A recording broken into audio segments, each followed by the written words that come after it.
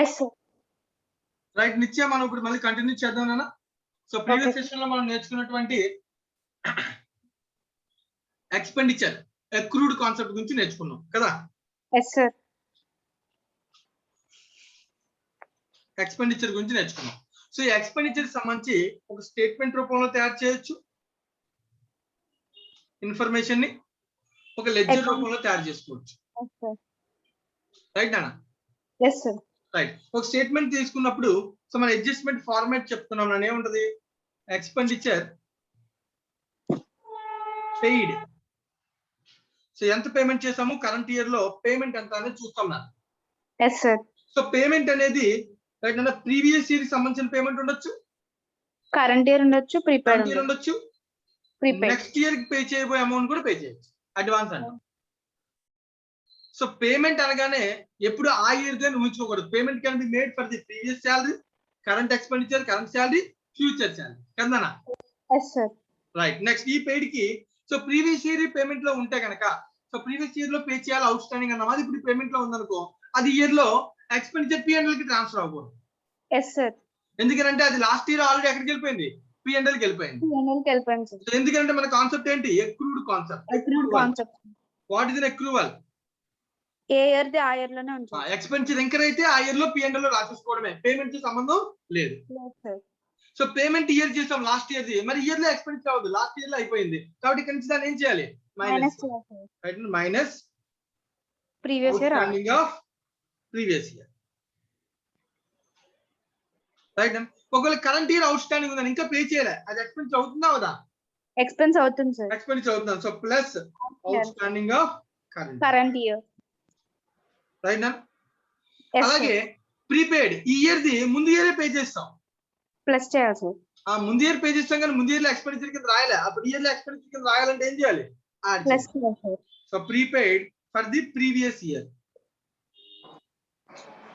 Current year లో prepaid అంటే next year లో పేమెంట్ చేసామనుకున్నా, పేమెంట్ ఇయర్ లో కన్సిడర్ చేయకూడదు ఎక్స్పెండిచర్ కింద కాబట్టి minus. So prepaid for the current year.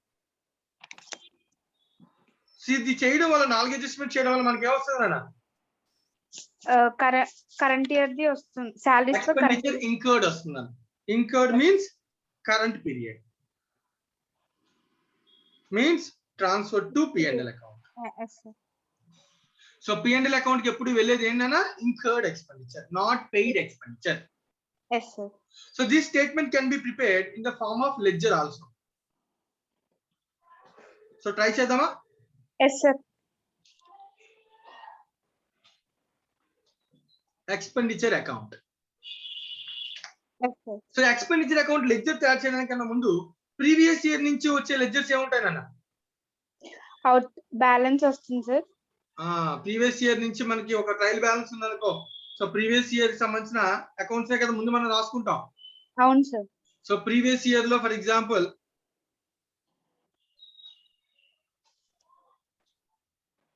Previous year లో ట్రయల్ బ్యాలెన్స్ డెబిట్ క్రెడిట్ అన్న, ట్రయల్ బ్యాలెన్స్ లో సో అవుట్ స్టాండింగ్ ఎక్స్పెండిచర్ ఉండొచ్చు, previous year outstanding previous year out standing liability ఉండొచ్చు, credit balance. అలాగే prepaid expenditure కూడా ఉండొచ్చు అన్న. Previous year లో ప్రీపెయిడ్, కరెంట్ ఇయర్ ది ముందు ఇయర్ లోనే పే చేస్తాను అన్న, అడ్వాన్స్ పే చేస్తే అసెట్ డెబిట్. ఈ రెండు ట్రయల్ బ్యాలెన్స్ లో ఉండొచ్చు అన్న. ఉంటే కనుక వాటిని కూడా మనం ఏం చేయాలి? Close. For example first current year లో పేమెంట్ చేసినప్పుడు అలా రాసి ఏంటి అన్న? To expenditure to cashier banks first payment చేశాను. ఈ పేమెంట్ కింద అనుకున్నాం కదా 4 అడ్జస్ట్మెంట్స్ ఒక్కొక్కటి. ఫస్ట్ ప్రీవియస్ ఇయర్ సంబంధించిన అడ్జస్ట్మెంట్, ప్రీవియస్ ఇయర్ లో అవుట్ స్టాండింగ్ లయబిలిటీ ఉందన్న, లాస్ట్ ఇయర్ అవుట్ స్టాండింగ్ ఇప్పుడు పేమెంట్ చేసాం, ఈ పేమెంట్ లో కలిసిపోయింది అన్నది. Okay sir. కలవకూడదు కాబట్టి దాన్ని ఏం చేయాలి? మైనస్ చేయాలి సార్. సో మైనస్ చేయాలంటే credit side. Yes sir. Expenditure debit ఉంటుంది అన్న, మైనస్ చేయాలంటే క్రెడిట్ సైడ్, పెంచాలంటే డెబిట్ సైడ్. ఎక్స్పెండిచర్ పెరగాలంటే డెబిట్, తగ్గాలంటే క్రెడిట్. బై ఏంటన్నా? By outstanding expenses previous outstanding expenses account opening last year. So నేను అంటాను సింపుల్ గా గుర్తుపెట్టుకోవడం కోసం ఓపెనింగ్ బ్యాలెన్స్ అని రాస్తాను. Okay sir. ఓపెనింగ్ బ్యాలెన్స్ అంటే అర్థం ఏంటనేది? Out standing of last previous year. ఇది ఇలా రాయడం వల్ల ఎంట్రీ రాసి క్లోజ్ అయిపోయినట్టు లెడ్జర్. అవును సార్. నేను ఓపెనింగ్ బ్యాలెన్స్ క్రెడిట్ సైడ్ రాసి అంటే ఎంట్రీ క్లోజ్ అయినట్టేనే కదా. క్లోజ్ అయిపోయినట్టే సార్. మళ్ళీ అవుట్ స్టాండింగ్ అనే లెడ్జర్ ఓపెన్ చేయాలి, time waste. Okay sir. Right, next current year. Last year లో ప్రీపెయిడ్ ఉందన్న, ఎస్ సార్. అది లాస్ట్ ఇయర్ ఇయర్ ప్రీపెయిడ్ ముందే చేస్తాం, బట్ ఇయర్లీ ఎక్స్పెండిచర్ అవ్వాలి కాబట్టి దాన్ని డెబిట్ చేయాలి కదా. Yes sir, 2 prepaid expenses. 2 balance B by D అని రాస్తాను. Yes sir. Prepaid previous year అంటే ఒక ఎక్స్పెండిచర్ లో డెబిట్ సైడ్ బ్యాలెన్స్ రాస్తే అర్థం ఏంటి? లాస్ట్ ఇయర్ మనం ఈ ఇయర్ ది ముందుగా పేమెంట్ చేసినట్టు. సో లాస్ట్ ఇయర్ లోనే ఇయర్ కి సంబంధించిన పేమెంట్ చేసాం అంటే ప్రీపెయిడ్ ఉంది అని అర్థం. అవును సార్. ఇక్కడ రాసామంటే ఎంట్రీ రాసినట్టు. ఏంటి ఎంట్రీ రాసినట్టు? ఏం ఎంట్రీ రాసినట్టు? Expenditure account debit to prepaid expenditure. Yes sir. ఇక్కడ opening balance liability credit side రాసామంటే ఎంట్రీ ఏంటి అర్థం? Outstanding previous account debit to expenditure account. Outstanding expenditure account of the previous year account debit to expenditure. Right నాన్న? Yes sir. Similarly current year లో outstanding ఉంటే entry expenditure to outstanding expenditure balance carry down. So ఇది current year outstanding current year. Current year prepaid కి entry prepaid expenditure to expenditure. Yes sir. Expenditure లో credit side by balance carry down. So outstanding prepaid of the current year. Current year లో మనం చేస్తే prepaid. అవును sir. అంటే simple అన్న, payment కి 4 items ని మనం అడ్జస్ట్ చేస్తాం. Yes sir. 2 ఐటమ్స్ ని యాడ్ చేస్తాం, 2 ఐటమ్స్ ని మైనస్ చేస్తాం. అవును సార్. సో డెబిట్ సైడ్ రాసేమో యాడ్, క్రెడిట్ సైడ్ రాసేమో మైనస్. Yes sir. సింపుల్ గా 4 ఏంటంటే కనుక previous year balance, current year balance. Yes sir. Previous year balance brought down అని రాస్తాము, current year balance carry down అని రాస్తాము. Okay sir. సో ఈ 4 అడ్జస్ట్మెంట్స్ చేసాక అల్టిమేట్ గా వచ్చేది ఏంటన్నా? P&L account transfer. Yes sir. Ultimate expenditure balancing figure it is transfer to P&L. Right నా? Yes sir. ఇదన్నమాట. ఇది ఏంటిది? Ledger wise format. Yes sir. So expenditure statement format చెప్పాను, ఎక్స్పెండిచర్ లెడ్జర్ లో చెప్పాను. సో ఎవరికైనా దీనిలో ఏమైనా డౌట్ ఉంటే కనుక అడగచ్చు.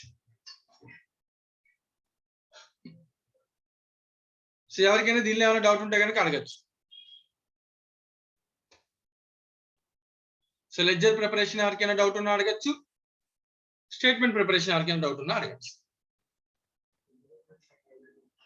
రైట్.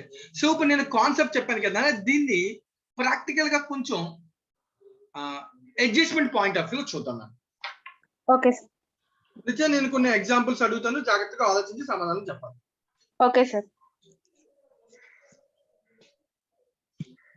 సో అడ్జస్ట్మెంట్ ని అనలైజ్ చేయడం నేర్చుకుంటేనే మనం ఫైనల్ అకౌంట్స్ ఈజీగా చేయగలం. Yes sir. ఫర్ ఎగ్జాంపుల్ మనకి ట్రయల్ బ్యాలెన్స్ ఇలా ఇచ్చాను నేను అనుకో. సో ట్రయల్ బ్యాలెన్స్ లో డెబిట్, క్రెడిట్ బ్యాలెన్స్ ఉంటాయి కదా. ఉంటాయి సార్. రైట్. ట్రయల్ బ్యాలెన్స్ లో data for example let us assume outstanding salary అని ఉన్నాను. Okay sir. 10,000 సాలరీ అని ఉన్నాను. Expenditure 1 lakh. ఇలా డేటా ఉందా? Okay sir. So trial balance extract అని, ఇదేంటిది? Extract sir. ఎక్స్ట్రాక్ట్. సో కింద ఇన్ఫర్మేషన్ ఇచ్చాను నేను. అవుట్ స్టాండింగ్ సాలరీ 5,000 డేటా ఇచ్చాను. Okay sir. సో దీని అర్థం ఏంటి? ఫస్ట్ దీని మీనింగ్ నువ్వు ఏమైనా అర్థం చేసుకుంటావు ఈ వర్డ్స్ గురించి? అంటే నాకు అర్థం చేసుకోవడం అంటే అసలు లాస్ట్ ఇయర్ అవుట్ స్టాండింగ్ ని ఎంట్రీ రాశాడా రాయలేదా? ఒకటి నేను అడిగేది అర్థమవుతుందా? లాస్ట్ ఇయర్ అవుట్ స్టాండింగ్ సంబంధించి అడ్జస్ట్మెంట్ చేశాడా చేయలేదా? సాలరీ అని ట్రయల్ బ్యాలెన్స్ లో కనబడుతుందంటే దాని అర్థం ఏంటి? కింద ట్రయల్ బ్యాలెన్స్ బిలోలో అవుట్ స్టాండింగ్ సాలరీ అని కనబడుతుందంటే దాని అర్థం ఏంటి? పైన రాసింది ప్రీవియస్ ఇయర్ ది outstanding salary sir. Right. First trial balance లోపల రాసినటువంటి అవుట్ స్టాండింగ్ అనేది ఏంటన్నా? ప్రీవియస్ ఇయర్ ది sir. Previous year outstanding ఎలా చెప్పగలం? అంటే బ్యాలెన్స్ వచ్చింది కదా సార్. రైట్. ఎప్పుడు కూడా అవుట్ స్టాండింగ్ అనేది లాస్ట్ ఇయర్ ఉంటేనే ట్రయల్ బ్యాలెన్స్ లో బ్యాలెన్స్ వస్తుంది. అవును సార్. అంతే కదా? అంతే sir. Right, very good. Okay. కింద వచ్చింది ఈ current year out standing. Out standing కింద విడిగా ఇస్తుంటే మేబీ ఇది కరెంట్ ఇయర్ అవుట్ స్టాండింగ్ అయి ఉంటుంది. అంతే కదా జనరల్ అసంప్షన్? Yes sir. మరి సాలరీ అని ఉంది, ఇదేంటిది? అది పేమెంట్ చేసిన అమౌంట్ సార్. Very good. అది పేమెంట్ చేసిన అమౌంట్ అని. సో పేమెంట్ చేసి ట్రాన్సాక్షన్ దాకా ఎంట్రీ రాస్తాం కదా. Yes sir. ఆ ఎంట్రీ వల్ల లెడ్జర్ వచ్చింది. అవును సార్. రైట్. సో ఇప్పుడు దీనికి ఆన్సర్ ఏంటంటే by balance brought down outstanding sir previous year. So దీనికి లెడ్జర్ ఎంట్రీస్ ఏంటి సార్ అడుగుతున్నాను. ఎంట్రీస్ అడుగుతాను, నేను ఆన్సర్ ఎంట్రీస్ చెప్పాలన్నా. Okay sir. సో నాకు ఎంట్రీస్ చెప్పినా పర్లేదు, లేదు సార్ నేను డైరెక్ట్ గా దీని యొక్క ఫస్ట్ ఎంట్రీస్ చెప్పినాను, తర్వాత దీని ఇంపాక్ట్ ఒకసారి వేరే దానిలో చూడండి. Okay sir. సో దీని ఎంట్రీస్ చెప్పినాను. Outstanding salary account debit to salaries account. నువ్వు చెప్పేది ఏంటంటే outstanding of the previous year కి ఫస్ట్ ఎంట్రీ చెప్తున్నావు. Yes sir. ఎంట్రీ ఏంటన్నా? Outstanding salaries previous year account debit to salaries account. Outstanding salaries account debit to salaries అంటే ఎంత అన్న? 10,000. 10,000 sir. Right, next. Salaries account debit to cashier bank account. Wrong. అది already జరిగిపోతేనే కదా trial balance ఉంటుంది, మళ్ళీ ఎందుకు entry రాయాలి? Yes sir, PNL కి ట్రాన్స్ఫర్ అవుతుంది సార్. అనాలిసిస్ అంటేనన్నా ఏది అవసరం అదే రాయాలి. Okay sir. ఇప్పుడు మనం చేస్తుంది అడ్జస్ట్మెంట్ ఎంట్రీస్. అవును సార్. అవుట్ స్టాండింగ్ సాలరీకి ఎంట్రీ ప్రీవియస్ ఇయర్ లో అయిపోయింది కాబట్టి అది ట్రయల్ బ్యాలెన్స్ లోకి వచ్చింది. అవును సార్. శాలరీ అనే లెడ్జర్ ఈ ఇయర్ లో కనబడుతుందంటే ఇయర్ లో పేమెంట్ జరిగింది, పేమెంట్ అయిపోయింది. Outstanding below the trial balance కనబడుతుందంటే దానికి ఎంట్రీ రాలేదు. Yes sir. సో ఇప్పుడు మన ఎంట్రీ అనేది ఏది అవసరమో అది రాయాలి, అన్ని రాయకూడదు. Okay sir. సో ఇప్పుడు out standing previous year the close చేయాలి కాబట్టి ఎంట్రీ చెప్పావు, right. Okay sir. Trial balance ఇది ఉండకూడదు, ఇది ఇక్కడ నుంచి ఎక్కడ ట్రాన్స్ఫర్ అయిపోవాలి, శాలరీకి అడ్జస్ట్ అయిపోవాలి Salary కాబట్టి నువ్వు అయిపోవాలి. చెప్పావు, రైట్. మరి outstanding salary for the current year కి ఎంట్రీ రాయాలి, రాసాడు అసలు. రాయలేదు సార్. ఎంట్రీ ఏంటి? Outstanding salary for the current year. Outstanding salaries account debit to salaries account.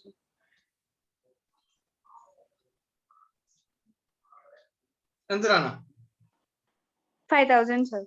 So final గా లాస్ట్ ఫైనల్ నేను అడుగుతున్నాను, ఏంటది? ట్రాన్స్ఫర్ టు ఇంకేముంటది ఎంట్రీ? పిఎన్ఎల్ కి ట్రాన్స్ఫర్ చేయాలి. Closing expenditure closing entry. So expenditure ని క్లోజ్ చేయాలన్నా శాలరీ డెబిట్ ఉంటుంది కాబట్టి దాన్ని క్రెడిట్ చేయాలి, పిఎన్ఎల్ అకౌంట్ కి డెబిట్ చేయాలి. Yes sir, PNL account debit to salaries account. Salary ఎంత సార్? ఎంత అంటే బ్రాకెట్ లో క్యాలిక్యులేట్ చేయి. సో పేమెంట్ 1 lakh నాన్న. Yes sir. అది అంటే ఎంట్రీ ఆల్రెడీ అయిపోయింది, మళ్ళీ రాయాల్సిన అవసరం లేదు, క్యాలిక్యులేషన్ ఉంటే 1 lakh. Okay sir. Last year out standing ఏం చేయాలి? మైనస్ చేయాలి సార్ 10,000. ఎంట్రీ రాయడం ద్వారా మైనస్ అయింది. Yes sir. శాలరీ క్రియేట్ అయిందంటే మైనస్ అయింది, శాలరీ డెబిట్ అయిందంటే ప్లస్ అయింది. అవును sir. Current year outstanding ద్వారా మళ్ళీ శాలరీ ఏమైంది? ప్లస్ అయింది. ప్లస్ చేయాలి సార్. సో అల్టిమేట్ గా పిఎన్ఎల్ అకౌంట్ ఎంత అవుతుంది అన్న? 95,000 సార్. అంతే. అర్థమైందా నేను చెప్పాను? అర్థమైంది సార్. అవసరమైన వాటిని మనం ఎంట్రీ రాయాలన్న ప్రతి దాన్ని కాదు. Okay sir. సో మనం అనాలిసిస్ చేసి దాన్ని అర్థం చేసుకుని చేయగలగాలి. Okay sir. ఏమైనా డౌట్ ఉందా దీనిలో? No sir. రైట్, ఇప్పటి నుంచి దీన్ని బట్టి నువ్వు నాకు చెప్పాల్సిన విషయం ఏంటంటే, సో నువ్వు ఐడెంటిఫై చేసావు కాబట్టి ఈ ఎంట్రీస్ ద్వారా నువ్వు క్యాలిక్యులేట్ చేయగలిగావు కాబట్టి, సో డైరెక్ట్ గా పిఎన్ఎల్ అకౌంట్ స్టేట్మెంట్ లో కనబడే శాలరీ ఎంతనన్నా? 95,000 సార్. సో వర్కింగ్ నోట్ చేస్తే డైరెక్ట్ గా అమౌంట్ వేయచ్చు, లేదు అంటే పిఎన్ఎల్ లోనే వర్కింగ్ నోట్ చేయొచ్చు. అంటే లైక్ ఇక్కడ నేను చేసిన క్యాలిక్యులేషన్ ఉంది, ఆ స్టేట్మెంట్ అక్కడ రాయొచ్చు. అవును సార్. కానీ ఏది రాసినా ఎంట్రీ వల్ల రాస్తావు, గుర్తుపెట్టుకో. Okay sir. ఏంటా ఎంట్రీస్ అంటే ఒక పైన నుంచి చెప్పినటువంటి ఎంట్రీస్. Yes sir. రైట్. అలాగే నెక్స్ట్ ఇంకేం కనబడతానన్నా? బ్యాలెన్స్ షీట్ లో రాయాలి. బ్యాలెన్స్ షీట్ లో అవుట్ స్టాండింగ్ శాలరీ కనబడుతుంది, ఎంత కనబడుతుంది? 5,000 కనిపిస్తుంది సార్. మరి 10,000 అది ఆల్రెడీ క్లోజ్ అయిపోయింది కదా. అది లాస్ట్ ఇయర్ ది ఇయర్ లో ఎంట్రీ రాయడం వల్ల క్లోజ్ అయిపోయింది. Yes sir. Right, very good నాన్న నిత్య. రైట్. సో నేను కొంచెం ఈ అనాలిసిస్ ని కొంచెం కొంతమందిని అడుగుతాను, సో ఎంతమందికి ఎలా అర్థమవుతుందో చూద్దాం, ఇంకేమైనా డౌట్స్ వస్తే క్లారిఫై చేసుకుందాం. Okay sir. రైట్, ఎవరమ్మా అది డౌట్? ఎవరు? చరిష్మా సార్. చెప్పండి Charishma, very good.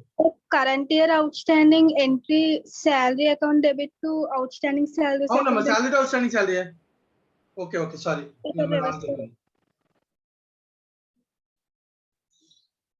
Salary to outstanding salary, ఓకేనా? Yes sir. అందుకే కదా శాలరీని మనం ప్లస్ చేసాం, ఇక్కడ డెబిట్ అవుతుంది కదా plus. Yes sir. Right right, ఏంటి అబ్జర్వ్ చేయలేదు. So salary to outstanding salary, right answer. మన నిత్య తప్పు చెప్పావు, ఎంట్రీ చూసుకోలేదు. రైట్, నెక్స్ట్ ఇంకొక ఎగ్జాంపుల్ నేను ఒక 2-3 ఎగ్జాంపుల్స్ తీసుకుంటే కొంచెం బాగా అర్థమవుతుంది కదా. వన్స్ అర్థమైతే ప్రతి అడ్జస్ట్మెంట్ ఇదేలా కాన్సెప్ట్ లో ఉంటుంది. సో అర్థం అవడం కోసం ఒక అడ్జస్ట్మెంట్ కొంచెం ఎక్కువ సార్లు ఎక్కువ యాంగిల్స్ చెప్తాను నేను, అంతకుమించి ఏమీ లేదు. సో అందరూ కూడా దాన్ని అనలైజ్ చేయడం నేర్చుకోవాలి, అర్థం చేసుకోవడం నేర్చుకోవాలి. అభిరామ్ సార్. అభిరామ్, నేను నీకు డేటా ఇస్తాను, అబ్జర్వ్ చేయి. Yes sir. రైట్ అభిరామ్, నీకు డేటా ఇస్తున్నాను చూడు. ట్రయల్ బ్యాలెన్స్ ఎక్స్ట్రాక్ట్ అంటే కేవలం కొన్ని విషయాలు చెప్తాను నీకు. Yes sir. సో దీనిలో సాలరీస్ అని చెప్పాను ఒక 1,20,000 ఉంది డెబిట్. Yes sir.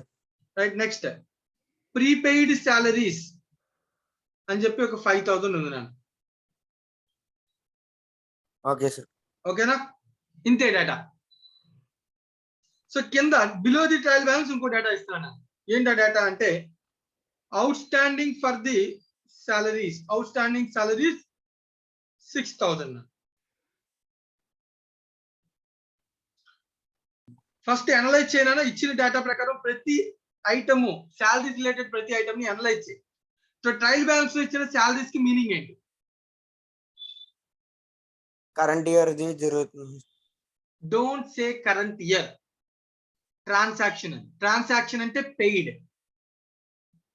మనం ట్రాన్సాక్షన్ కైనా ఎంట్రీ రాస్తాం, కరెంట్ ఇయర్ లో దేనికైనా ఎంట్రీ రాసేస్తుంటామా? ట్రాన్సాక్షన్ సో శాలరీ పెయిడ్ అనే ట్రాన్సాక్షన్ జరిగితేనే ఎంట్రీ రాస్తాం, అది జరిగితేనే ట్రయల్ బ్యాలెన్స్ లో కనబడుతుంది. Yes sir. So salary it is a paid for the current year. Yes sir. Paid అయితే ఎంట్రీ ఏం రాస్తాం? Salaries account debit to cashier bank. Salary account లో డెబిట్ షేర్ రాస్తాం లేదా లెడ్జర్ పోస్టింగ్. Yes sir. ఆ ledger balance వచ్చి ఇక్కడ trial balance లో కనబడుతుంది. Yes sir. మరి దీని అర్థం ప్రీపెయిడ్ శాలరీ అని కనబడుతుంది కదా, ఇదేంటిది? ఎంట్రీయా ట్రాన్సాక్షన్? ప్రీపెయిడ్ శాలరీ ట్రాన్సాక్షన్ కాదన్న. ఎందుకంటే ఇది last year adjustment year trial balance లో కనబడుతుంది. అంటే ప్రీపెయిడ్ అంటే నెక్స్ట్ ఇయర్ ది ఇప్పుడు వచ్చేసినట్టుగా అనుకోవచ్చు. సో నీకు క్లారిటీ కోసం నేను అది కూడా చెప్తాను, కన్ఫ్యూషన్ వద్దు. ఓకేనా? Previous year. క్లియరా? Yes sir. అంటే ఇప్పుడు దీని అర్థం ఏంటి? ఇది ట్రాన్సాక్షనా లేదంటే లాస్ట్ ఇయర్ సంబంధించిన బ్యాలెన్సా? లాస్ట్ ఇయర్ సంబంధించింది. లాస్ట్ ఇయర్ సంబంధించిన బ్యాలెన్స్. ఓకే, నీకు క్లారిటీ ఇచ్చాను కదా, నేను ప్రాబ్లం ఏం లేదు కదా.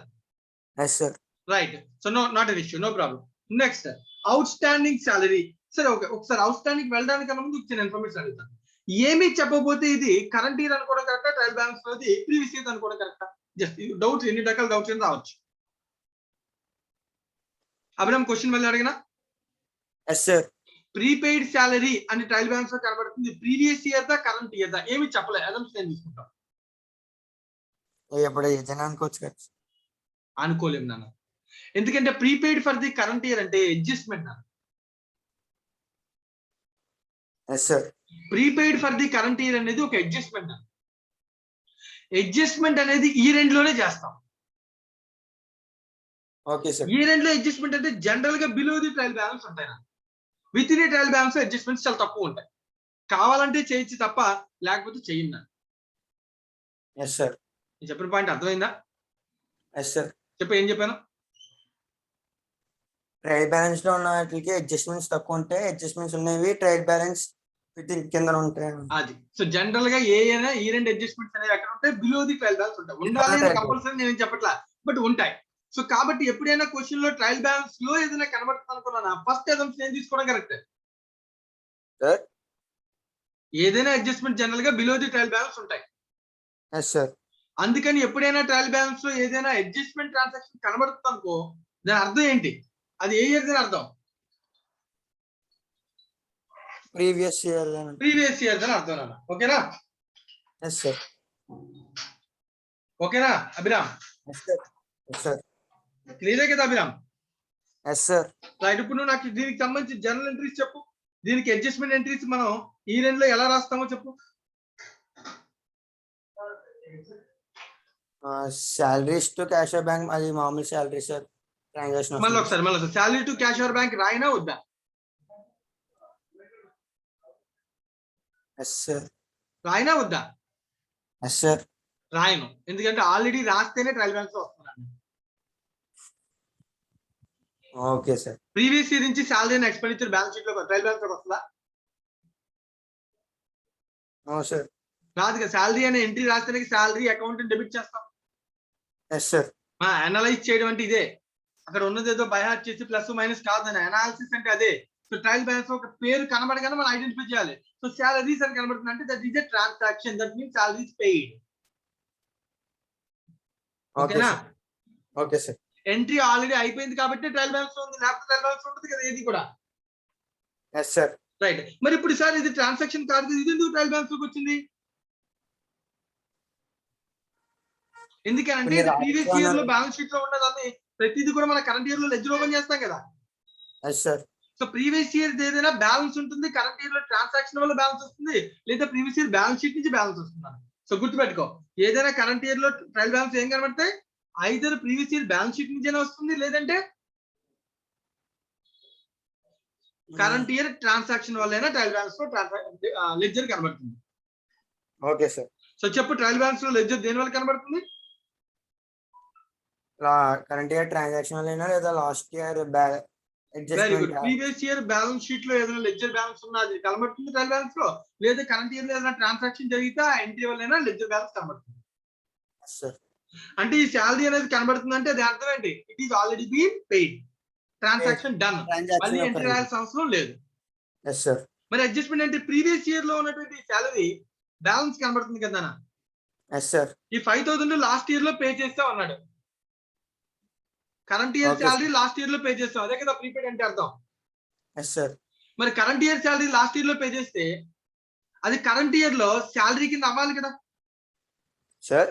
పేమెంట్ లాస్ట్ ఇయర్ లో జరిగిపోయిందన్న, కానీ ఎక్స్పెండిచర్ ఈ ఇయర్ది, ఈ ఇయర్ అవుతుంది. మరి దానికి ఎంట్రీ ఏం రాయాలి? అప్పుడు శాలరీని డెబిట్ చేసి ప్రీపెయిడ్ శాలరీ అనే లెడ్జర్ ఏం చేయాలి? Prepaid salary asset debit balance ఉందని క్లోజ్ చేయాలంటే sir, prepaid salary debit balance ఉందని క్లోజ్ చేయాలంటే ప్రీపెయిడ్ శాలరీ డెబిటే కదా అసెట్? డెబిటే సార్. దాన్ని క్లోజ్ చేయాలంటే ఏం చేయాలి? లాస్ట్ ఇయర్ ప్రీపెయిడ్ ని ఇప్పుడు ఇయర్ క్లోజ్ చేయాలంటే ఏం చేయాలి? క్రెడిట్ చేయాలి. ఈ ఇయర్ క్రెడిట్ అర్థమైంది సార్. నేను అడుగుతుంది, లాస్ట్ ఇయర్ ప్రీపెయిడ్ ని క్లోజ్ చేయాలంటే ఇయర్ ఏం చేయాలి? క్రెడిట్ చేయాలి. క్రెడిట్ చేయాలి సార్. శాలరీ అకౌంట్ కి డెబిట్ చేయాలి. ఎందుకు శాలరీ అకౌంట్ కి ఎందుకు డెబిట్ చేసావు? అంటే శాలరీ అకౌంట్ ద్వారానే క్రియేట్ చేసాం కాబట్టి లాస్ట్ ఇయర్. లాస్ట్ ఇయర్ చేసాం కదా. లాస్ట్ ఇయర్ లో పేమెంట్ చేస్తాం, లాస్ట్ ఇయర్ లో పేమెంట్ చేయడం వల్ల ప్రీపెయిడ్ శాలరీ అనే లెడ్జర్ కనబడుతుంది నాకు లాస్ట్ ఇయర్ లో. అది ఇప్పుడు ట్రయల్ బ్యాలెన్స్ లోకి వచ్చింది. కరెంట్ ఇయర్ లో మళ్ళీ పేమెంట్ చేయాల్సిన అవసరం లేదు, ఆల్రెడీ పేమెంట్ చేస్తాం కాబట్టి పేమెంట్ చేసినా చేయకపోయినా శాలరీ అనే ఎక్స్పెండిచర్ కదా, ఇంక్లూడ్ కదా, ఇయర్ కదా. మన రూల్ ఏంటి? ఎక్రూవల్ కాన్సెప్ట్. ఎక్రూవల్ అంటే ఏ ఇయర్ ఎక్స్పెండిచర్ ఆ ఇయర్ లో రాయాలి, పేమెంట్ తో సంబంధం లేదు. ఇప్పుడు prepaid salary of the previous year అనేది current year expenditure, previous year expenditure? Previous year sir. Current year expenditure paid in previous year. మళ్ళీ చెప్తున్నాను, మీనింగ్ ఆఫ్ ప్రీపెయిడ్ అంటే ఏంటో చెప్పు. ముందుగా కట్టేయడం కదా. అంటే ముందుగా కట్టడం అంటే ఫర్ ఎగ్జాంపుల్ ఇయర్ లో ముందు కట్టాలంటే నెక్స్ట్ ఇయర్ ఎక్స్పెండిచర్ ఇయర్ లో కట్టినట్టే కదా. మరి ఇప్పుడు నేను కరెంట్ ఇయర్ లో ఉన్నాను, ప్రీవియస్ ఇయర్ గురించి మాట్లాడతాను అంటే ఇయర్ ఎక్స్పెండిచర్ ని ప్రీవియస్ ఇయర్ లో ముందే పే చేస్తానే కదా ప్రీపెయిడ్. మరి అప్పుడు కరెంట్ ఇయర్ లో ఎక్స్పెండిచర్ కి చూపించాలా లేదా దీన్ని? అందుకనే శాలరీ అకౌంట్ డెబిట్ చేస్తాం. Okay sir. శాలరీ అకౌంట్ ఎందుకు డెబిట్ చేసాం? ఈ expenditure may be paid in previous year but it is an expenditure for the current year. Okay sir. So 5,000 is a payment made in the previous year but it is an expenditure for the current year. మళ్ళీ చెప్తాను, మళ్ళీ sentence జాగ్రత్తగా. Prepaid is an expenditure paid in the previous year but it is an expenditure for the current year. Payment నువ్వు ఎప్పుడైనా చేసుకోనా, కానీ expenditure ఏ year అయితే ఆ year కి వెళ్ళాలి. That is called concept of accrual. ఓకేనా? Okay sir. రైట్. ఇప్పుడు చూడు, అవుట్ స్టాండింగ్ శాలరీ ఉందా? సార్. పేమెంట్ ఇయర్ లో చేస్తావా? అవుట్ స్టాండింగ్ అంటే అర్థం ఏంటి? కట్టవలసింది ఇంకా కట్టలేదు సార్. అట్లా అంటే పేమెంట్ చేయలే, మరి ఎక్స్పెండిచర్ రాయాలా వద్దా? వద్దు సార్. రాయాలి.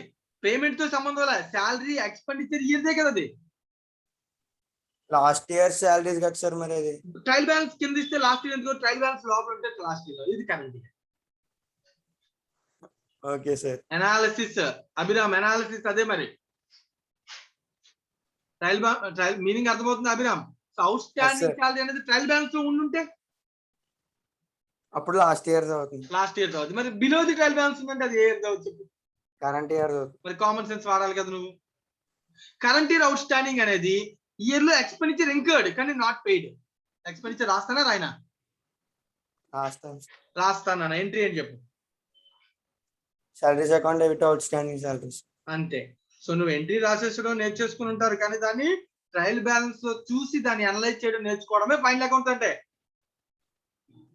ఫైనల్ అకౌంట్స్ అంటే ఏదో ట్రేడింగ్ పెండల్ రాసి డెబిట్ ప్లస్ మైనస్ చేస్తే కుదరదు. Analysis is different. ఓకేనా? రైట్. ఇప్పుడు చెప్పు, మొత్తానికి చెప్పు. ఇంకా ఫైనల్ గా 2 అడ్జస్ట్మెంట్స్ ఉన్నాయి కాబట్టి 2 చేసాం. ఇంకా ఫైనల్ గా శాలరీ అకౌంట్ ఎక్కడ క్లోజ్ అవ్వాలి? P&L కి. అమౌంట్ ఎంత అని అడిగితే ఏం చెప్తాం? జాగ్రత్త చూడు. పేమెంట్ ఆల్రెడీ 1,20,000 చేసాం. ప్రీపెయిడ్ లాస్ట్ ఇయర్ లో పే చేసాం కాబట్టి ఇయర్ ఎక్స్పెండిచర్ అవ్వాలి కాబట్టి దాన్ని యాడ్ చేసాం. కరెంట్ ఇయర్ లో అవుట్ స్టాండింగ్ ఉంది కానీ ఎక్స్పెండిచర్ పేమెంట్ చేయకపోయినా కరెంట్ ఇయర్ లో అది కూడా అవుట్ స్టాండింగ్ కూడా ఎక్స్పెండిచర్ కాబట్టి దాన్ని కూడా ఏం చేస్తాం? యాడ్ చేస్తాం. సో 2 యాడ్ చేయాలంటే 11,000 యాడ్ అయింది. 120 కంటే ఎంత? 1,31,000. అర్థమైందా అభిరామ్? అనాలిసిస్ చేయడం అర్థమైందా? చూద్దాం ఇంకొక person. Right. And try to analyse the things. మన పని ఇప్పుడు అదే నాన్న. సో ఒక అడ్జస్ట్మెంట్ అనాలిసిస్ అర్థమైతే మిగతా ఏదైనా నువ్వు చెప్పచ్చు. Example number 3. సో ఎవరు చెప్తారన్న ఎగ్జాంపుల్ నెంబర్ 3? ఎవరినో ఒక పర్సన్, మీరే ఎంచుకుని ఒక పర్సన్ రెస్పాండ్ అయితే మనం వాళ్ళని అడుగుదాం. ఫస్ట్ ఎవరైనా చెప్తారా? ట్రై చేద్దాం నాన్న, ఏముండదు, నేను చెప్తాను, ఎక్స్ప్లెయిన్ చేస్తాను అవసరం.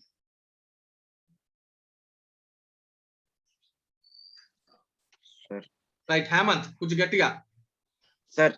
రైట్. ఎస్ అనా? ఎస్ అని చెప్తున్నాం అంతే కదా? ట్రై చేద్దాం హేమంత్. సో నేను ఫస్ట్ నీకు ఏమిస్తాను? ఎక్స్ట్రాక్ట్ ఇస్తాను కదా? Okay sir. Trial balance extract. So నేను ఓన్లీ ఎక్స్పెండిచర్ గురించి మాత్రమే మాట్లాడుతున్నాను, ప్రజెంట్ ఇన్కమ్స్ గురించి మాట్లాడలేదు. దాని తర్వాత చూద్దాం. Okay sir. సో ఎక్స్పెండిచర్ నేను ఇక్కడ నీకు ఇచ్చాను శాలరీ అన్నాను. ఓకేనా? శాలరీ ఎక్స్పెండిచర్ ఏ బ్యాలెన్స్ ఉంటది? Debit sir. డెబిట్ నాన్న, అంతే కదా? సో 1,50,000 ఎక్స్పెండిచర్ నాన్న. నెక్స్ట్ నాన్న అవుట్ స్టాండింగ్ శాలరీ అన్నాను. Credit balance. Credit balance liability కాబట్టి క్రెడిట్ బ్యాలెన్స్ అని 5,000 ఉందండి.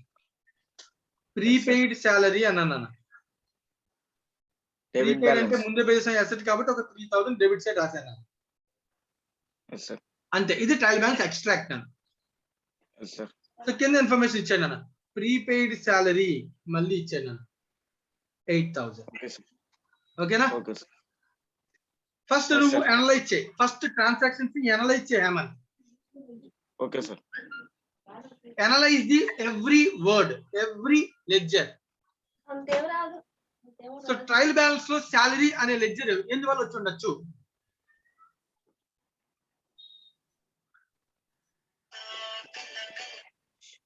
Payment sir. పేమెంట్ ట్రాన్సాక్షన్ చేయడం వల్ల వచ్చి ఉండొచ్చు. Sir. Outstanding salary trial balance ఎందువల్ల వచ్చి ఉండొచ్చు? పే చేయవలసింది సార్. ఎందువల్ల వచ్చింది? ట్రయల్ బ్యాలెన్స్ ఎందుకు ఉంది? అది last year the balance sheet నుంచి దానికి ఎంట్రీ రాయలేదు. లాస్ట్ ఇయర్ లో రాసిన ఎంట్రీ వల్ల బ్యాలెన్స్ వచ్చింది. అది కరెంట్ ఇయర్ లో రాసిన ట్రాన్సాక్షన్ అది కాదు సార్. లాస్ట్ ఇయర్ నుంచి వచ్చింది అన్న. అలాగే ప్రీపెయిడ్ శాలరీ ఎక్కడి నుంచి వచ్చి ఉంటది? Last year. Sir outstanding salary current year కూడా అయి ఉండొచ్చు కదా? If nothing is specified trial balance ఉందంటే అర్థం ఏంటన్నా? ఏదన్నా ప్రీవియస్ ఇయర్ ఏదైనా కాదు. If nothing is specified trial balance ఉండేది ఏంటన్నా? Previous year. ఎందుకు కరెంట్ ఇయర్ కాదంటే కరెంట్ ఇయర్ లో అడ్జస్ట్మెంట్ ఈ రెండు లో తెలిస్తే ఈ రెండు లో తెలిసి అడ్జస్ట్మెంట్ ఏదైనా ఎక్కడ రాస్తాం? Below the trial balance. So ఇప్పుడు ప్రీపెయిడ్ శాలరీ అని ఇక్కడ కనబడుతుందా? 8,000. అది కరెంట్ ఇయర్ దా ప్రీవియస్ ఇయర్ దా? Next year sir. Next year payment ఏ ఇయర్ లో చేసాం? ఇయర్ లో సార్. అంటే ఇది కరెంట్ ఇయర్ సంబంధించిన అడ్జస్ట్మెంటే కదా? ప్రీపెయిడ్ శాలరీ ట్రయల్ బ్యాలెన్స్ ఉంది కదా, అదేంటి? Previous sir. ప్రీవియస్ ఇయర్ లో పేమెంట్ చేసాం, అందువల్ల ఆ లెడ్జర్ వచ్చి బ్యాలెన్స్ షీట్ లోకి వచ్చి బ్యాలెన్స్ షీట్ నుంచి ట్రయల్ బ్యాలెన్స్ లోకి వచ్చింది. సో ట్రయల్ బ్యాలెన్స్ లో ఏదైనా ఈ అడ్జస్ట్మెంట్స్ ఉంటే అది ఏ ఇయర్ అని అర్థం? ప్రీవియస్ ఇయర్ లో ఆ ట్రాన్సాక్షన్ కి ఎంట్రీ రాసామని అర్థం. So prepaid salary for the current year అంటే ఇది ఏ ఇయర్ లో అని అర్థం? కరెంట్ ఇయర్ లో దీన్ని ట్రాన్సాక్షన్ చేయాలి అని అర్థం. అర్థమైందనా? క్లియరేనా? రైట్. ఇప్పుడు దీనికి ఎంట్రీ చూద్దాం. సాలరీ పెయిడ్ కి ఎంట్రీ మళ్ళీ రాయాలా? అక్కర్లేదు సార్. రైట్. మరి దీనికి outstanding previous year outstanding salary ఉంది, దాన్ని క్లోజ్ చేయాలా లేదా? Yes sir. Entry outstanding account debit to salary account. Outstanding salary credit balance ఉంది, క్లోజ్ చేయాలి. Debit to salaries. Yes sir. నువ్వు చెప్పు, ఇప్పుడు సాలరీస్ ని క్రెడిట్ చేయడం వల్ల సాలరీ తగ్గిందా పెరిగిందా? తగ్గింది సార్. ఎందుకు తగ్గించావు? ఎన్నిసార్లు అడుగుతూనే ఉంటాను. అదే అనాలిసిస్ అంటే మనం అర్థం చేసుకోగలిగా కదా. ఎందుకు తగ్గించావు సాలరీ? 1,50,000 లో నుంచి ఎందుకు 5,000 తగ్గించావు? ఇక్కడ 1,50,000 డెబిట్ ఉంది, ఇక నువ్వు క్రెడిట్ చేయడం వల్ల తగ్గిపోద్దా లేదా? ప్రీవియస్ ఇయర్ అవుట్ స్టాండింగ్ ని ఎందుకు తగ్గించావు సాలరీ అకౌంట్ లో నుంచి? ఎందుకు చెప్పాను? ఈ ఇయర్ కాదు కాబట్టి. Very good. ఆ పేమెంట్ ఆల్రెడీ లాస్ట్ ఇయర్ లో పేమెంట్ ఇప్పుడు చేశాను, అది ఇయర్ కాదు. అర్థం, లాస్ట్ ఇయర్ లోనే ఆల్రెడీ నేను రాశాను, కానీ పేమెంట్ ఇయర్ లో కలిసిపోయింది. 1,50,000 లో కలిసిపోయింది పేమెంట్ లో. 1,50,000 లో 5,000 పేమెంట్ చేస్తాను, అది ఇయర్ కాదు కదా. మరి కానప్పుడు మరి ఇయర్ అకౌంట్ లోంచి ఏం చేయాలి? పేమెంట్ లోంచి తగ్గించాలి. Second entry prepaid salary entry. Debit ఉంటే క్యాన్సిల్ చేయాలంటే ఏం చేయాలి? క్రెడిట్ చేయాలి sir. Salary account debit to prepaid sir 3,000. ఇప్పుడు చెప్పు, prepaid salary of the previous year ని ఎందుకు ఈ ఇయర్ సాలరీకి యాడ్ చేశాను? 1,50,000 లో అది లేదా? లేదు. 1,50,000 లో పేమెంట్ అనా, కానీ ఈ పేమెంట్ ఇయర్ చేసిన పేమెంట్ కదా, లాస్ట్ ఇయర్ లో. కరెంట్ ఇయర్ కోసం లాస్ట్ ఇయర్ లో చేస్తాం.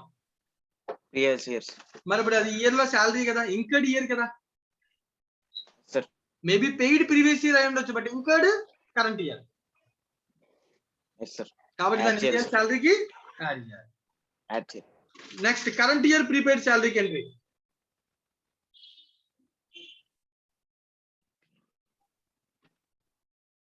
కరెంట్ ఇయర్ ప్రీపెయిడ్ కి prepaid salary account debit to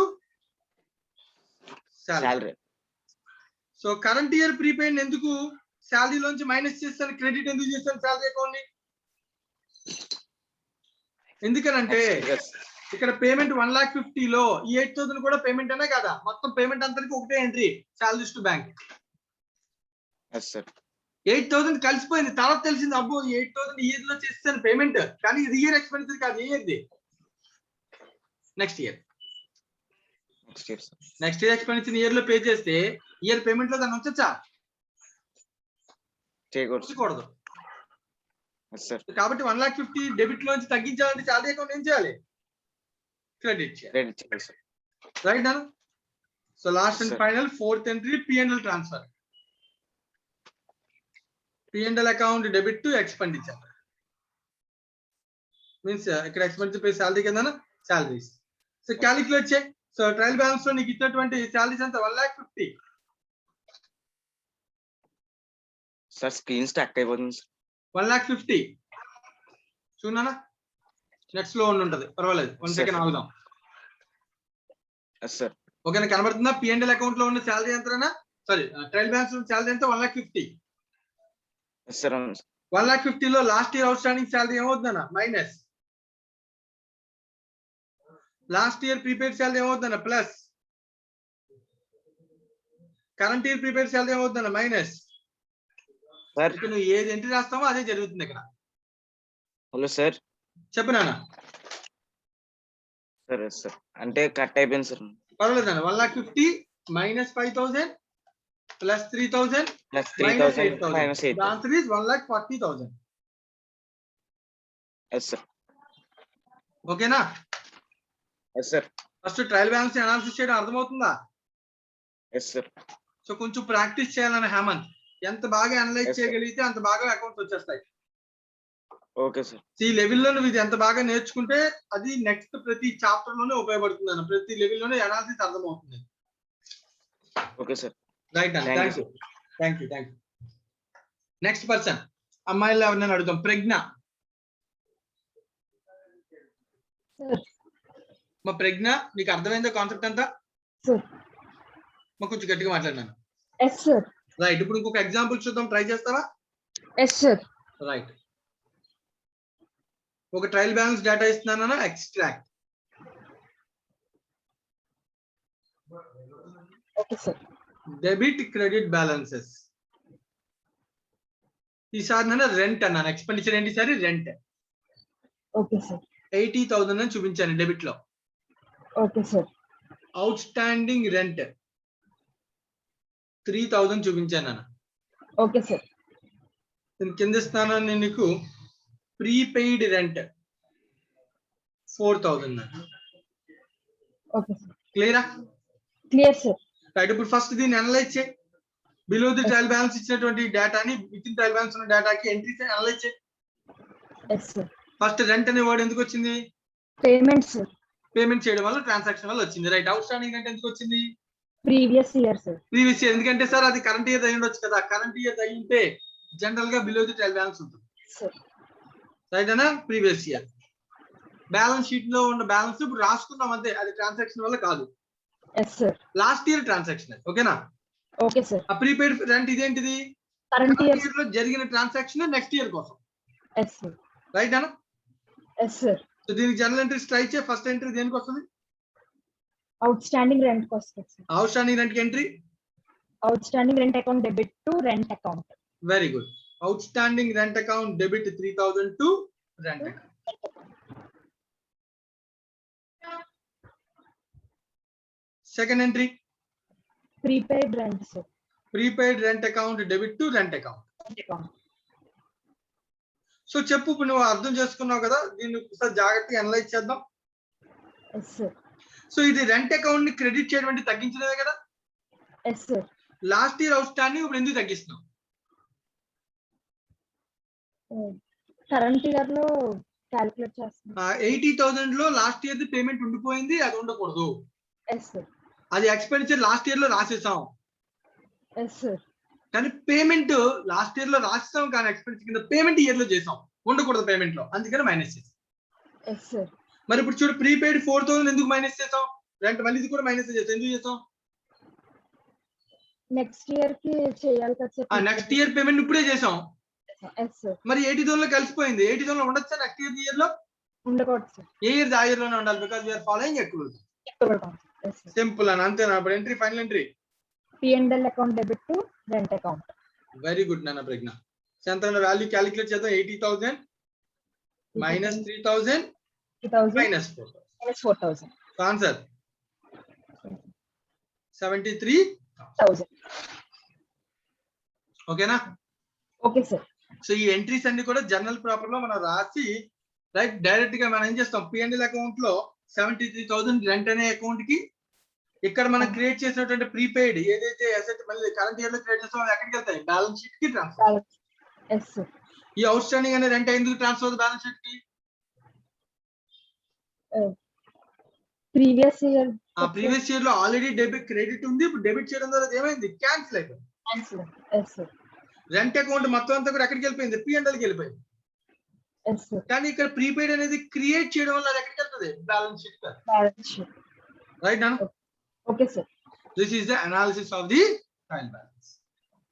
yes sir. Thank you నాన్న ప్రజ్ఞ. Thank you sir. ఇంకొక ఎగ్జాంపుల్ కి వెళ్తాను, లాస్ట్ అండ్ ఫైనల్. ఈ ఎగ్జాంపుల్ తర్వాత నేను ఇంకా ఆపేస్తాను. నెక్స్ట్ అకౌంట్ కి వెళ్దాం. ఈ ఎగ్జాంపుల్ తర్వాత, right? I said after this example, right? So next ఎవరిని అడుగుదాం? సాయి, మారెల్ సాయి ఉన్నాడా? సాయి మారెల, సాయి సుబ్బారావు లేడు, right? Naga Subrahmanyam,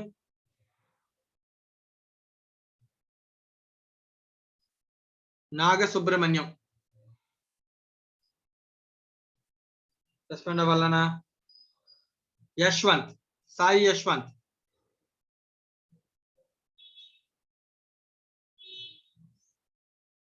Ramakrishna. Sir. Right, very good Ramakrishna. Ramakrishna, నీకు మళ్ళీ ఇంకొక ఎగ్జాంపుల్ ఇస్తాను, అనలైజ్ చేస్తావా? సార్. రైట్. సో జాగ్రత్తగా ట్రయల్ బ్యాలెన్స్ ఎక్స్ట్రాక్ట్ అనా, particular debit and credit, power bill అని sir, power yes sir power 15,000 నా outstanding power bill current year 2000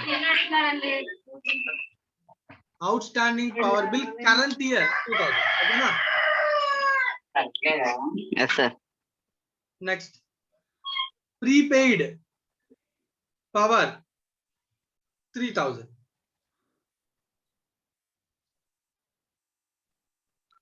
okay na prepaid power bill 1,000 right analyze the bill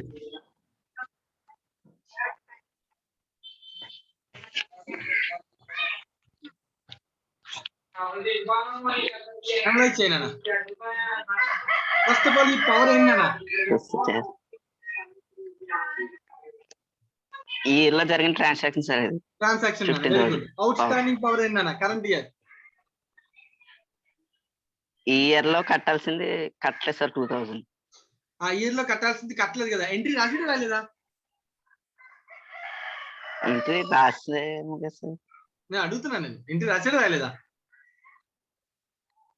రాశారు sir రాసాను ఎందుకంటే current year outstanding trial Yes, balance లోకి వచ్చి trial balance ఏదైనా trial balance ఎప్పుడు వస్తుంది entry రాసినా అంటే Entry కరెంట్ ఇయర్ రా- out yes, standing already entry రాసేసాను నేను మళ్ళీ రాయాల్సింది ఎస్ సార్ ఇది ప్రీవియస్ ఇయర్ కాదు నాన్న నేను క్లియర్ గా ఇచ్చాను ఏంటిది కరెంట్ ఇయర్ అంతే సార్ ప్రీవియస్ ఇయర్ లో అవుట్ స్టాండింగ్ లేదు నాన్న మరి current year out Current standing సరే ఎలా సార్ ట్రయల్ బ్యాలెన్స్ లోకి వచ్చింది maybe the adjustment may be done with in the trial balance so ఈ అవుట్ స్టాండింగ్ పవర్ అనేది already with in the Yes, trial sir. Balance లో entry రాశాను అంటే దాని అర్థం కరెంట్ ఇయర్ అవుట్ స్టాండింగ్ కి ముందే ట్రయల్ బ్యాలెన్స్ లోనే ఎంట్రీ రాశాను ఓకేనా రామకృష్ణ ఎస్ సార్ రైట్ అర్థమైంది ప్రీపెయిడ్ సార్. పవర్ సంగతి ఏంటి ప్రీపెయిడ్ పవర్ ఇదేంటి ఏ ఈ ట్రాన్సాక్షన్ ఎప్పుడు ఇది- ఎక్కడి నుంచి వచ్చింది ఇది ట్రయల్ ఈ balance year last year balance sheet నుంచి లాస్ట్ ఇక్కడ ఇయర్ బ్యాలెన్స్ షీట్ నుంచి కరెంట్ ఇయర్ వచ్చింది ట్రయల్ బ్యాలెన్స్ లోకి ఎందుకంటే వస్తుంది కరెంట్ ఇయర్ ప్రీపెయిడ్ క్లియర్ గా ఇక్కడ ఇస్తున్నాడు ఎస్ సార్ ఒకవేళ ఇది ఇవ్వకపోయినా nothing is specified it comes from previous year previous year ledger balance comes from previous year right madam yes sir first journal entry చెప్పు దీనిలో దేనికి జర్నల్ ఎంట్రీ రాద్దాం ప్రీవియస్ ఇయర్ పవర్ రాద్దాం సార్ ప్రీవియస్ ఇయర్ కున్న prepaid power కి రాద్దాం నాన్న entry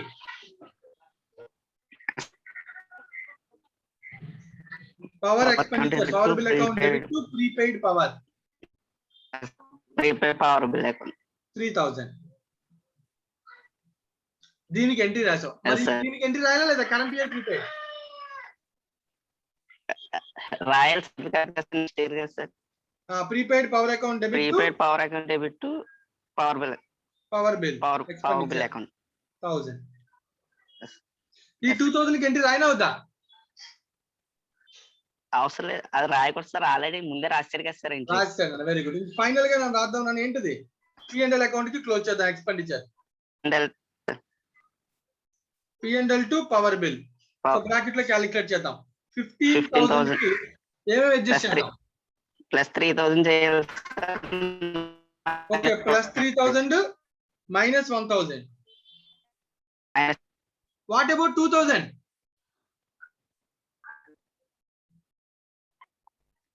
అది కూడా ఈ ఇయర్ కాబట్టి యాడ్ చేయాలి సార్ అది చేయాలనా చేయనా చేస్తే చేయండి దొరికిపోతావు సార్. రామకృష్ణ అంటే- చేస్తే దొరికిపోయినట్టే నువ్వు ఎందుకంటే ఎంట్రీ రాయడం అంటే ఆల్రెడీ అంటే year- ఎస్ సార్ ఇక్కడ చూడు అంతే సార్. కరెంట్ ఇయర్ కాబట్టి రాయాలని నీకు ఎప్పుడు చెప్పలే ఎంట్రీ రాయలేదు కాబట్టి రాయాలి ఎస్ సార్ ఇది ఎంట్రీ రాస్తావు సార్ ఆల్రెడీ నువ్వే చెప్పావు అవునా కదా అందుకే కదా ఎస్ సార్ అలాంటప్పుడు మళ్ళీ మనం దాన్ని అడ్జస్ట్ చేస్తామంటే మనం దొరికిపోయినట్టే నాన్న ఎగ్జామ్ ఇలా దొరికిపోతారు చాలా మంది స్టూడెంట్స్ ఓకే సార్ అర్థమైంది సార్ సో కాబట్టి Yes, దీన్ని sir. అడ్జస్ట్ చేయకూడదు మిగతా రెండింటిని అడ్జస్ట్ చేయాలి ఈ 15,000 లో ఆల్రెడీ 2,000 అడ్జస్ట్ అయిపోయింది నాన్న అవును సార్ చెప్పు జనరల్ గా అవుట్ స్టాండింగ్ పవర్ బిల్ కి ఎంట్రీ చెప్పు power bill account debit out standing power bill account అంటే పవర్ బిల్ అనేది ఆల్రెడీ 15,000 కి డెబిట్ చేస్తావు అంటే ఈ 2000 ఆల్రెడీ యాడ్ అయిపోయింది. ఒకవేళ ఇది యాడ్ అవ్వకుండా ఉంటే ఎంత ఉండేది అన్న? 13,000 అండి. అలా ఒకవేళ 13,000 కానీ ఉండుంటే అప్పుడు నాకు ట్రయల్ బ్యాలెన్స్ లో ప్రీపే అవుట్ స్టాండింగ్ పవర్ బిల్ కనబడుతుంది అసలు?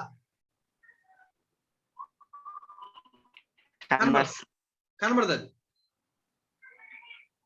ఇక్కడ నా ట్రయల్ బ్యాలెన్స్ కనబడుతుంది అంటే ఇది ఆల్రెడీ 15,000 అడ్జస్ట్ అయిపోయిందని అర్థం. సార్ అర్థమైంది సార్. రైట్ అండి, thank you very much. So ఇప్పుడు నాకు ఆన్సర్ ఎంత అవుతుందన్న? 18 - 1 70. 17,000. సో మోస్ట్ ఇంపార్టెంట్ నాన్న. సో ఇది చాలా మంది పిల్లలు చేసే మిస్టేక్, అందుకే దీన్ని నేను స్పెసిఫిక్ గా మనం ఒకసారి చేద్దామని చెప్పాను. సో ఎవరికైనా ఇంకేమైనా డౌట్స్ ఉంటే కనుక ఎక్స్పెండిచర్ లో అడగచ్చు. ఎవరికి ఏ డౌట్ ఉన్నా అడగచ్చు.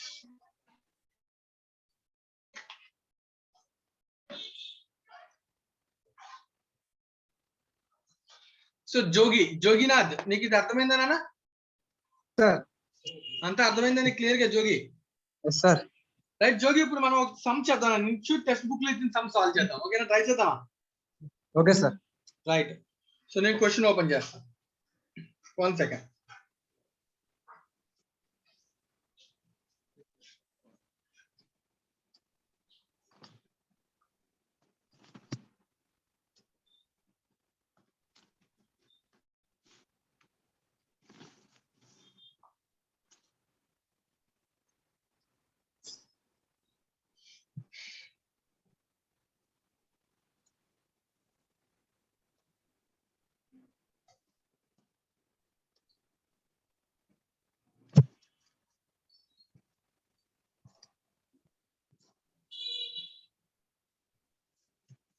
రైట్ జోగి, ప్రాక్టీస్ క్వశ్చన్ నెంబర్ 2 నాన్న.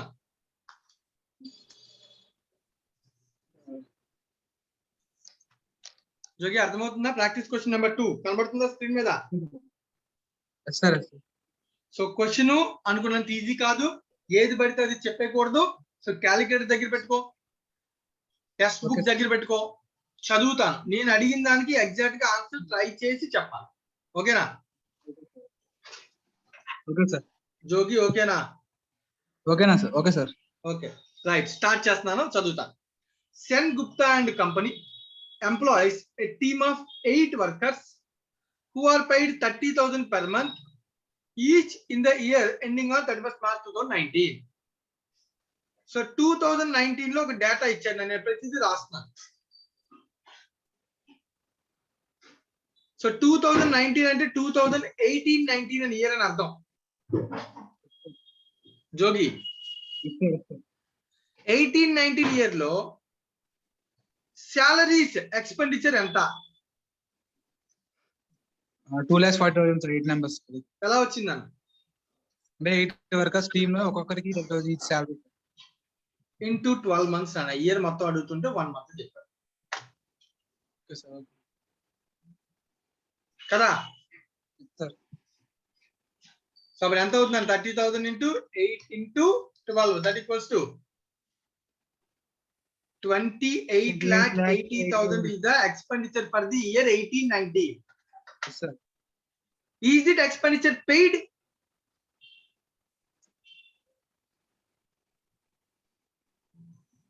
జోగి క్వశ్చన్ అర్థమైందా? జోగి అదే సార్, అర్థమైంది sir. is it the paid expenditure paid? Sir paid sir.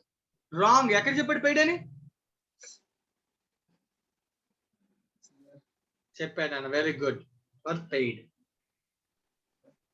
Paid అని చెప్పాడు. Were paid. ఓకేనా? సో లెట్ us assumption వాడు పెయిడ్ అన్నాడు కాబట్టి పెయిడ్ అని అనుకుందాం. ఓకేనా? Okay sir. సో వాడికి హూ వర్ పెయిడ్ అన్నాడు అంటే మేబీ వాడి అసంప్షన్ కూడా అయి ఉండొచ్చు. Next, at the start of the financial year 19-20. So data ఇస్తాను. ఈసారి 18-19 అయిపోయింది, సార్ 19-20 డేటా ఇస్తాను. 19-20 the company raises the salary 10%, that is 33,000 per month. Yes sir. On 1st October 2019 the company hired 2 trainees at a salary of 21,000 per month each. The workforce are paid salary on the first of working of every month, 1 month in arrears, so that employees receive the salary for the January on the first working day of February. అంటే this is not paid.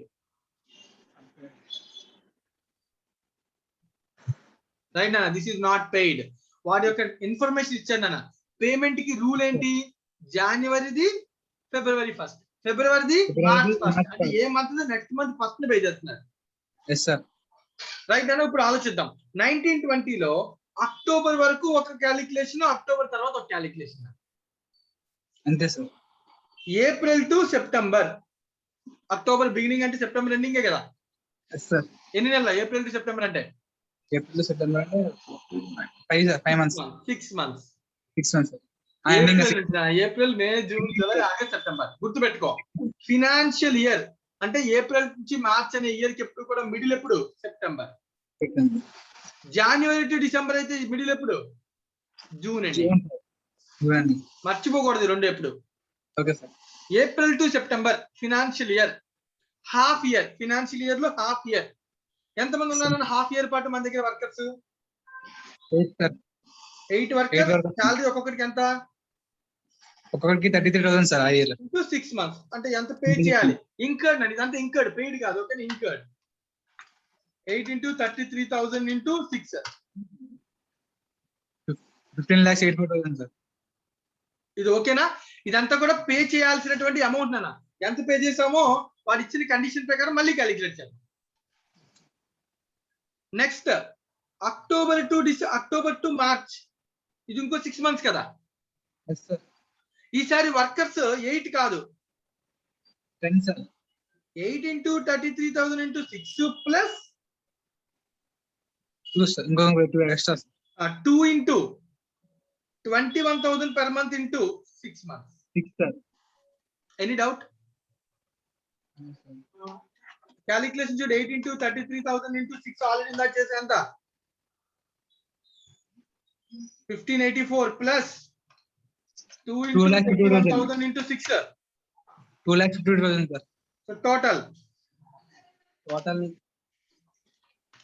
18,36,000 నాన్న. ఓకేనా? 18,36,000 అనేది ఏంటి అసలు? Salary expenditure to be paid. Expenditure to be paid. Pay చేసామా లేదని తర్వాత decide చేద్దాం. So expenditure incurred for 2019-20 is 18,36,000. Expenditure incurred for 18-19 is 28,80,000. Any doubt? Any doubt? No sir. Right. ఇప్పుడు క్వశ్చన్ అన్న. ఇప్పుడు ఒక సెంటెన్స్ ఇచ్చాడు కదా మనకి. You are required to tell. కాదు. ఆ తర్వాత దానికన్నా సెకండ్ పారాగ్రాఫ్ లో ఒక సెంటెన్స్ చూడు. The workforce were paid salary on the first working day of every month, 1 month in arrears. 1 month in arrears. So that the employees receive the salary of the January in the first working day of February. అంటే ఇప్పుడు 18-19 కి సంబంధించినటువంటి out standing ఉంటుందా ఉండదా? ఉంటుంది sir. ఎంత ఉంటుంది out standing? 18-19 19-20 లో ఎంత అవుట్ స్టాండింగ్ ఉంటుంది కరెంట్ ఇయర్? 18-19 లో కరెంట్ ఇయర్ అవుతుంది, 19-20 లో ప్రీవియస్ ఇయర్ అవుతుంది. 18-19 కరెంట్ ఇయర్ అవుట్ స్టాండింగ్ ఎంత? 18-19 ఇయర్ అవుట్ స్టాండింగ్ ఎంత? 18-19 అవుట్ స్టాండింగ్ లేదు సార్. ఉంది నాన్న. ఓకే ఒకసారి ఉంది సార్. ఎందుకంటే ఇప్పుడు ఏప్రిల్ టు మార్చ్ కదా సార్. మరి మార్చ్ మంత్ ఎప్పుడు పే చేస్తాడు? మార్చ్ మంత్ మళ్ళీ ఏప్రిల్ 1st చేస్తాడు. నెక్స్ట్ ఇయర్ లో కదా. అంటే ఆ ఇయర్ కి అవుట్ స్టాండింగ్ 1 month ఉంటుంది కదా. ఉంటుంది సార్. మరి ఉండదు అంటావేంటి? 8 into 30,000 into 1 month, that equals to 2,40,000 sir. See the outstanding for the year 2018-19. 2,40,000 sir. 2,40,000 18-19 year the 19-20 లో పే చేస్తాడా చేయడా? Yes sir. చేస్తాడు. మరి 19-20 లో కూడా అవుట్స్టాండింగ్ ఉంటుంది కదా? Yes sir, లాస్ట్ ఉంది. ఎంత అవుట్స్టాండింగ్ ఎంత ఉంటుంది 18-19 లో? 18-19 sir. 1 minute sir. 8 workers into 33. నువ్వు నాకు అమౌంట్స్ క్యాలిక్యులేషన్ చెప్పాను. 8 workers into 33 అవుట్స్టాండింగ్ ఉంటుంది 1 month. Yes sir. Plus 2 workers into 21,000 కూడా అవుట్స్టాండింగ్ ఉంటుంది 1 month. అవునా కాదా? Yes sir. అంటే 2,64,000 అవుట్స్టాండింగ్ ప్లస్ 42,000 అవుట్స్టాండింగ్ అంటే ఎంత అన్న? 3,06,000 sir. 3,06,000 అన్న. ఇది అర్థమైందా? ఇది Jogi sir right sir. Outstanding for the 2019-20 a year the next ఇయరే కదా, 1 మంత్ కదా పెండింగ్. Yes sir. అంటే 1 మంత్ క్యాలిక్యులేషన్ చేస్తే చాలు కదా. అవును సార్. Right, very good. ఇప్పుడు క్వశ్చన్ చదువుతున్నాను, నువ్వు ఆలోచించి సమాధానం చెప్పాలి. Right Jogi, first question. Amount of salaries which would be charged to P&L for the year 19-20. Charged అంటేనా ఇంకర్డ్, P&L కి ఎప్పుడు వెళ్ళేది ఏంటన్నా incurred. Jogi, yes sir. Yes sir. ఇంకా P&L కి వెళ్ళే ఎక్స్పెండిచర్ ఎంత అని అడుగుతున్నాడు. 2020లో 2020 19-20 అని అర్థం. 31st March ఎండింగ్ అంటే 19-20. Yes sir. 18,36,000. పేమెంట్ తో నీకు సంబంధం లేదుగా, ఎంత ఎంకలైతే అంతా కూడా P&L కి వెళ్ళాలా లేదా? Yes sir. ఎంత వెళ్ళాలి అలాగా 19-20 ఇయర్ లో? 18,30,000 ప్లస్ అంతే. ఫస్ట్ పాయింట్ ఆన్సర్ అదేనా కదా? జోకి డౌట్ ఉంటే అడుగు. సార్ అంటే 18 నుండి 6 months చెప్తున్నారు కదా సార్, ఇంకా ఫుల్ ఉంది కదా ఇంకా. కొంచెం గట్టిగా చెప్పినా. అంటే ఫస్ట్ 2019 April 1st నుంచి యాడ్ చేయాలి కదా సార్. నేను కొంచెం గట్టిగా చెప్పినాను. April 1st నుంచి కూడా యాడ్ చేయాలి కదా సార్ అంటున్నాను. అవును, అంటే ఏప్రిల్ 2019 నుంచి ఏప్రిల్ నుంచి మార్చ్ వరకు ఎంత 18,36,000 అయినా కాదా అని అడుగుతున్నాను నేను. 18,36,000 కాదు సార్, ఇంకా ఎందుకు కాదు? అంటే మీరు ముందు 15 lakhs అయినా 15,84,000 అనేది 6 months క్యాలిక్యులేట్ చేశారు సార్. అవునా, ఇదో 6 months ఇదో 6 months కదా, టోటల్ 12 months కదా. అవును సార్, 12 months సార్. 15 lakhs అవ్వదు సార్ అప్పుడు. 15,84,000 ప్లస్ 2,52,000 దీని వాల్యూ. ఓకే, రెండు కలపాలి, అప్పుడు ఎంత అవుతుంది సార్? 15 lakhs అనేది 6 months సార్, ఇంకో 6 months యాడ్ చేయాలి. రెండు కలిపి చెప్పు. 15,84,000 ఒకటా, ఇంకో ఈ అమౌంట్ ఒకటా, ప్లస్ 18,36,000. టోటల్ ఎంత? టోటల్ 34,20,000. Yes sir, 34,20,000. ఇది యాక్సెప్టెడ్ అయినా ఇది కూడా కాదా? Active sir. ఇది డౌట్ ఏం లేదు కదా? లేదు సార్, ఇది చెప్పడానికి ట్రై చేస్తాను సార్. ఓకే, నన్ను క్యాలిక్యులేటర్ దగ్గర పెట్టుకుంటే బాడీ చెప్పేచ్చు. రెండో point, amount actually paid for 19-20 లో యాక్చువల్ గా పేమెంట్ ఎంతో చెప్పాలా? చెప్తావా? వాయిస్ క్లారిటీ లేదు, మళ్ళీ చెప్పండి సార్ ఒకసారి. Second point, amount actually paid for the year 2019-20. 19-20 లో ఎంత పేమెంట్ చేసావో చెప్పాలి. సో 19-20 ఇయర్ లో ఫస్ట్ పేమెంట్ చెప్పాలి సార్. 18-19 ఇయర్ పేమెంట్ చేస్తాం కదా కొంత. Yes sir. ఎంత చేస్తాం? అంతే 1 month. ఇక్కడ రాశాను ఇందాకే, పక్కన ఉంచు స్క్రీన్ మీద 2,40,000. Yes sir, 2,40,000. Last year outstanding year లో పే చేస్తాం కదా. Yes sir. చేస్తాం. మరి 19-20 లో ఎంత పే చేస్తాం? 19-20 లో 2,64,000 తీసేయాలి సార్, అంటే 1 month. 2,64,000 కాదు తీయాల్సిందే, 3,06,000 పే చేయం, మిగతా అంతా చేస్తాం 34,20,000 లో నుంచి. సార్ 3,06,000 పే చేయండి. సో క్యాలిక్యులేట్ చేస్తాం, 34,20,000 లో నుంచి మైనస్ 3,06,000.